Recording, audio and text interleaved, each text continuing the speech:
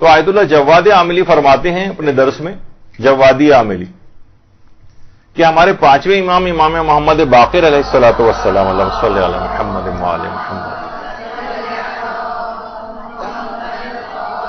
سے ایک روایت ہے جو کہ اصول کافی کی تیسری جلد کے اندر بیان ہوئی ہے کہ جس وقت کوئی بھی شخص مرے گا اور وہ قبر میں اتارا جائے گا،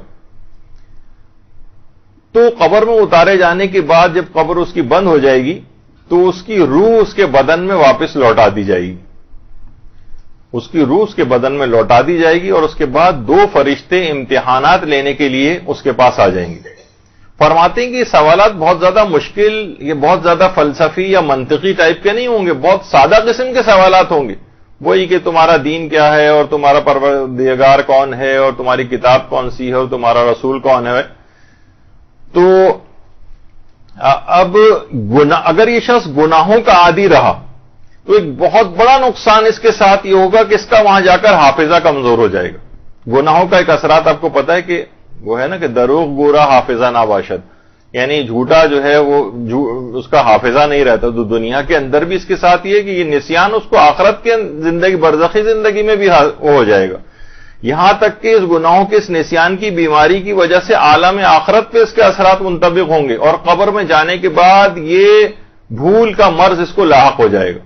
اتنی زیادہ پریشانی کا یہ شکار ہوگا۔ وہاں جا کر روح اس کے جسم کے اندر واپس لوٹائی جائے گی، منکر و نکیر سوالات پوچھنے کے لیے آئیں گے، اور جس وقت یہ پوچھنے کے لیے آئیں گے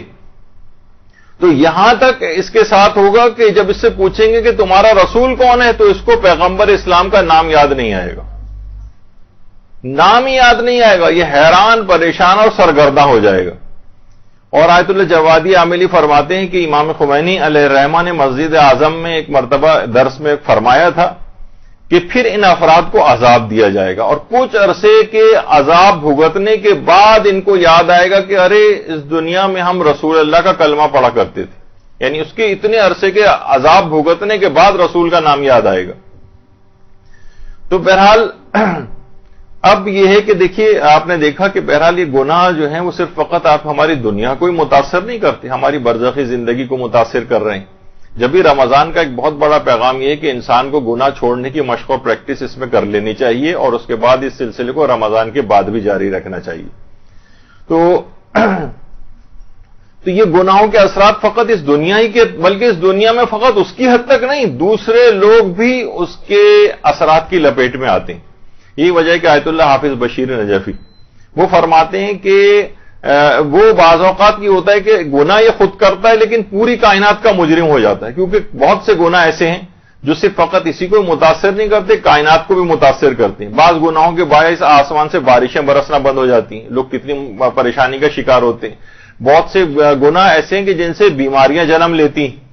اور دوسرے لوگ بھی ان بیماریوں کا شکار ہوتے ہیں۔ بہت سے گناہ ایسے ہیں جس سے فقر اور غربت میں اضافہ ہوتا ہے، اس سے اس کے اپنے خاندان والے، اپنے گھر والے وہ سخت پریشان ہو جاتے ہیں۔